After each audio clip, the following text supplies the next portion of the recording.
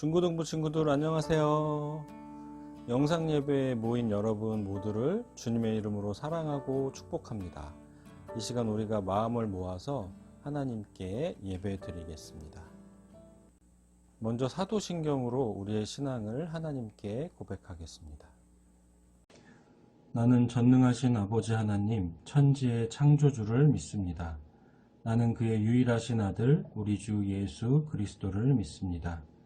그는 성령으로 잉태되어 동정녀 마리아에게서 나시고 본디오 빌라도에게 고난을 받아 십자가에 못 박혀 죽으시고 장사된 지 사흘 만에 죽은 자 가운데서 다시 살아나셨으며 하늘에 오르시어 전능하신 아버지 하나님 우편에 앉아 계시다가 거기로부터 살아있는 자와 죽은 자를 심판하러 오십니다.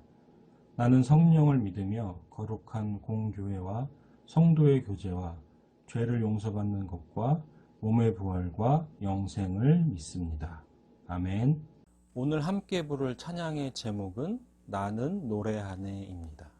영상을 보면서 함께 찬양하겠습니다.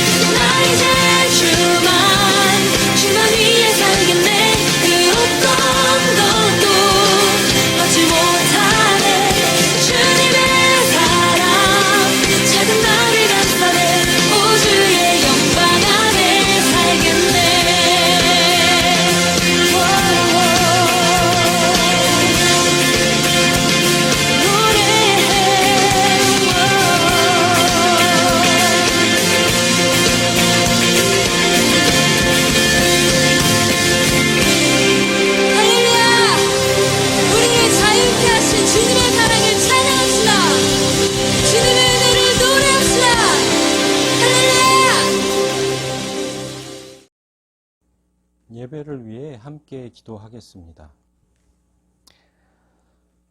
하나님 감사합니다. 거룩한 주일 아침 영상 예배를 드리기 위해 모이게 하시니 감사합니다. 우리의 마음을 하나님께로 모아주셔서 하나님께서 기뻐 받으실 만한 예배를 드릴 수 있도록 도와주세요. 내일부터 고난주간이 시작됩니다. 한 주 동안 예수님의 십자가의 죽으심을 생각하며 예수님과 만나는 시간이 되게 도와주세요. 이 시간 말씀을 전합니다. 중고등부 친구들이 말씀을 들을 때 성령님께서 말씀을 잘 깨달을 수 있도록 인도해 주세요. 이 모든 말씀 예수님의 이름으로 기도합니다. 아멘. 오늘 우리에게 주신 하나님의 말씀은 마태복음 16장 13절부터 16절입니다. 신약성경 마태복음 16장 13절부터 16절입니다. 이 시간 말씀을 함께 읽겠습니다. 예수께서 빌립보 가이사랴 지방에 이르러 제자들에게 물어 이르시되 사람들이 인자를 누구라 하느냐? 이르되 더러는 세례 요한, 더러는 엘리야, 어떤 이는 예레미야나 선지자 중에 하나라 하나이다. 이르시되 너희는 나를 누구라 하느냐? 시몬 베드로가 대답하여 이르되 주는 그리스도시요 살아계신 하나님의 아들이시니이다. 아멘. 여러분, 오늘부터 시작되는 새로운 한 주를 기독교 절기에서는 고난주간이라고 불러요. 이 고난주간에는 예수님께서 고난받으시고 십자가에서 죽으신 사건을 기억하면서 경건하게 보내는 것이 기독교의 전통이에요. 여러분들도 이번 한 주 동안 나를 위해 죽으신, 나를 위해 십자가를 지신 예수님을 생각할 수 있으면 좋겠어요. 여러분 휴대폰에는 전화번호가 몇 개나 저장되어 있나요? 또 카톡 친구는 몇 명이나 되나요? 제가 제 폰을 한번 보니까 1년 이상 연락을 하지 않은 사람도 꽤 있더라고요. 더 심한 경우는 이름을 봐도 이 사람이 누구지? 이렇게 기억이 잘 안 나는 사람도 있고요. 그래서 한번 연락처를 정리해야겠다라는 생각을 했어요. 카톡의 경우에도 자주 대화를 나누는 사람들은 그렇게 많지 않죠. 반면에 자주 대화하는 사람들은 늘 채팅 목록의 위쪽을 차지하고 있어요. 만약에 예수님이 여러분과 카톡 친구를 맺고 있다면 예수님은 여러분의 채팅 목록 중에 어느 정도에 위치하고 계실까요? 어느 날 예수님께서 제자들에게 물어보셨어요. 사람들이 나를 누구라고 하니? 그 질문에 제자들은 어떤 사람들은 세례 요한이라고 하고 어떤 사람들은 엘리야, 또 어떤 사람들은 예레미야나 예언자 중에 한 분이라고 말합니다 라고 대답했어요. 제자들이 말한 세례 요한이나 엘리야, 또 예레미야는 모두 하나님께서 귀하게 사용하신 하나님의 사람들이에요. 그러니까 사람들은 예수님도 그들처럼 하나님께서 사용하시는 사람 중에 한 명이라고 생각했어요. 그러나 그들은 예수님이 인간의 몸을 입고 오신 하나님이라고는 생각하지 못했어요. 대답을 들으신 예수님께서 제자들에게 다시 물어보셨어요. 마태복음 16장 15절입니다. 이르시되 너희는 나를 누구라 하느냐? 자, 이 질문을 하시고 대답을 기다리시는 예수님의 마음이 어떠셨을까요? 여러분 누군가에게 좋아한다라고 고백해 본 적 있어요? 마치 좋아하는 사람에게 너는 나를 어떻게 생각하니? 라고 물어본 후에 답을 기다리고 있는 사람처럼 예수님도 어쩌면 떨리고 긴장하셨을지도 모르겠어요. 왜냐하면 예수님은 지금 아주 중요한 일을 앞두고 계셨기 때문이에요. 예수님께서는 이 땅에서의 모든 일을 다 마치시고 이제 십자가의 죽음만을 남겨두신 상태셨어요. 그동안 예수님은 많은 사람들을 만나셨고 늘 많은 무리에 둘러싸여 계셨어요. 마태복음 14장에는 예수님께서 자기를 따르는 수많은 사람들이 그들이 배고파하는 모습을 불쌍히 여기시고 그들을 떡 5개와 물고기 2마리로 배불리 먹이신 기적이 나와요. 마태복음 14장 21절에는 그때 예수님의 기적을 체험한 사람들이 여자와 어린아이 외에 5,000명이나 되었더라 라고 기록되어 있어요. 그러니까 여자와 어린아이까지 포함하면 그 숫자가 2배 이상이 된다는 말이 돼요. 성경학자들은 이때 모였던 사람들이 대략 한 2만 명 정도 되었을 것이라고 추측합니다. 요즘도 웬만큼 인기 있는 아이돌이 콘서트를 열었을 때 2만 명을 한 자리에 모은다는 것이 결코 쉬운 일은 아니거든요.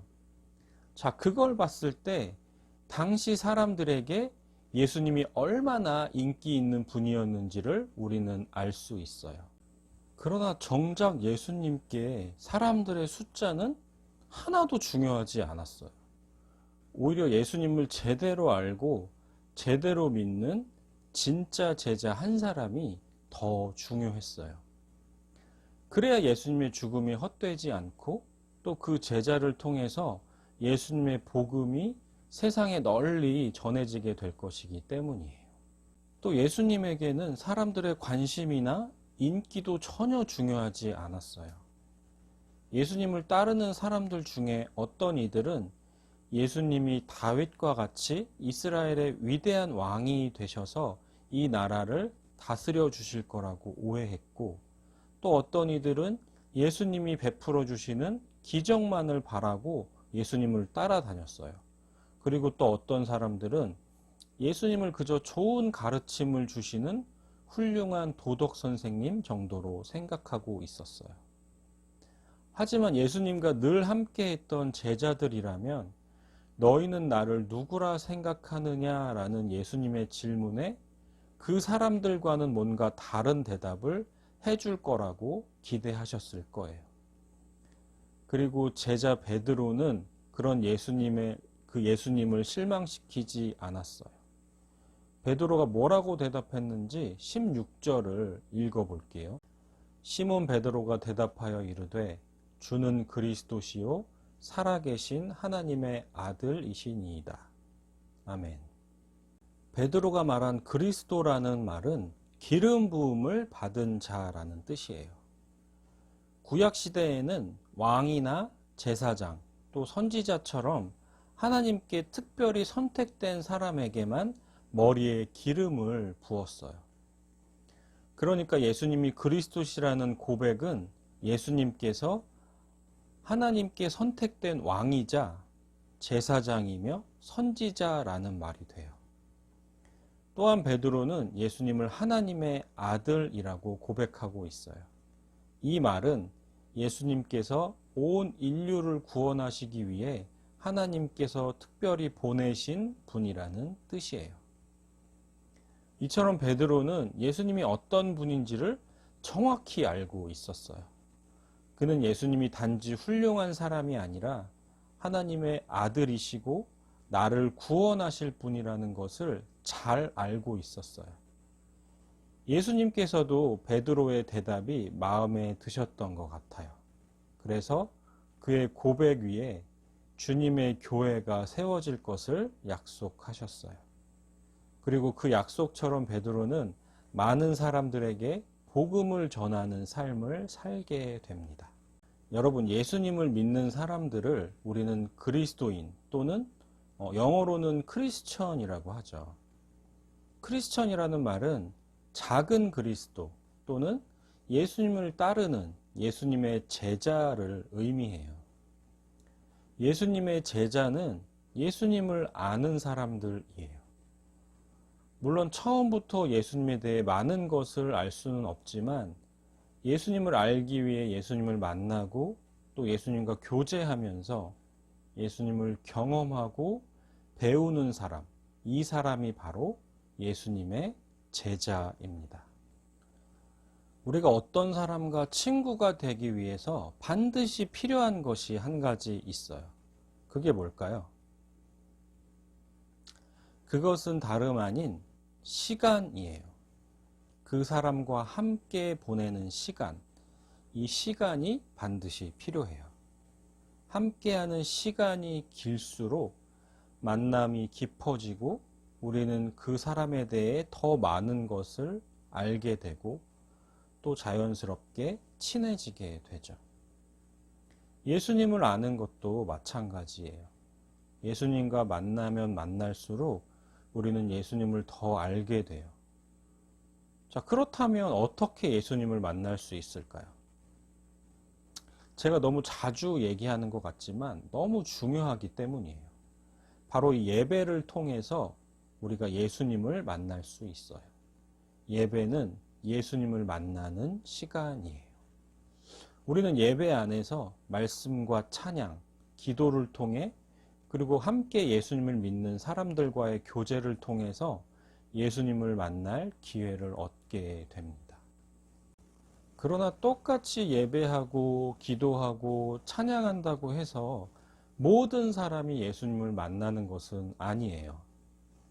예수님을 만나기 원하는 간절함을 가지고 예수님께 기도하는 사람, 예수님 저를 만나주세요. 간절히 기도하는 사람을 예수님께서는 만나 주십니다.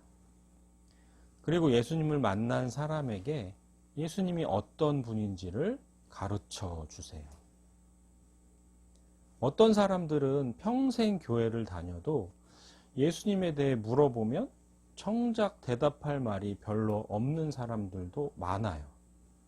마치 휴대폰에 저장은 되어 있지만 이 사람이 누구였지? 잘 기억이 나지 않는 사람처럼 예수님과도 그런 어색한 사이로 남게 되는 거예요. 여러분도 예수님과 그런 사이로 남기를 원하시나요? 오늘 예수님께서 여러분에게 물어보십니다. 너희는 나를 누구라 하느냐? 이 질문에 대답할 말을 찾아가는 것, 그것이 우리의 신앙이에요. 아무 관계도 없던 사이에서 예수님과 조금씩 가까워지고 또 예수님과 친해지고 마침내는 그 무엇과도 바꿀 수 없는 소중한 분이 되어가는 과정, 이것을 신앙의 성장이라고 해요. 사랑하는 명학교회 중고등부 여러분, 고난주간을 우리가 보내면서 너희는 나를 누구라 하느냐 물어보시는 예수님께 대답할 말을 발견하는 여러분 모두가 되시기를 간절히 바랍니다. 기도하겠습니다. 하나님 아버지 감사합니다. 오늘 마태복음 16장 말씀을 통해 예수님이 우리에게 어떤 분인지를 우리가 알게 하시니 감사드립니다. 베드로의 고백처럼 주는 그리스도시요 살아계신 하나님의 아들이십니다 라고 고백할 수 있는 우리가 되도록 주님 인도해 주세요. 한 주 동안 고난주간을 보내면서 나를 위해 고난받으시고 십자가에서 죽으신 예수님을 기억하며 그 예수님을 경험하며 만나는 시간이 될 수 있도록 주님 인도하여 주시옵소서. 다음 주부터 중고등부 대면 예배가 다시 시작됩니다. 우리가 그 시간을 기대하는 마음으로 함께 기도하며 준비할 수 있도록 주님 도와주시옵소서. 감사드리며 모든 말씀 예수님의 이름으로 기도드립니다. 아멘. 주기도문 하심으로 오늘 예배를 마치겠습니다. 하늘에 계신 우리 아버지, 아버지의 이름을 거룩하게 하시며 아버지의 나라가 오게 하시며 아버지의 뜻이 하늘에서와 같이 땅에서도 이루어지게 하소서. 오늘 우리에게 일용할 양식을 주시고 우리가 우리에게 잘못한 사람을 용서하여 준 것 같이 우리 죄를 용서하여 주시고 우리를 시험에 빠지지 않게 하시고 악에서 구하소서. 나라와 권능과 영광이 영원히 아버지의 것입니다. 아멘. 네, 예배를 모두 마쳤습니다. 여러분, 제가 카톡방에 공지한 것처럼 다음 주일부터 우리가 교회에 모여서 중고등부 예배를 드릴 수 있게 되었습니다. 자, 우리 모두 다시 시작되는 중고등부 예배를 정말 기대하는 마음으로 함께 기도로 준비하면 좋겠어요. 자, 그럼 다음 주일에 교회에서 만날 것을 기대하면서 한 주 동안 여러분 건강하게 잘 지내세요. 안녕.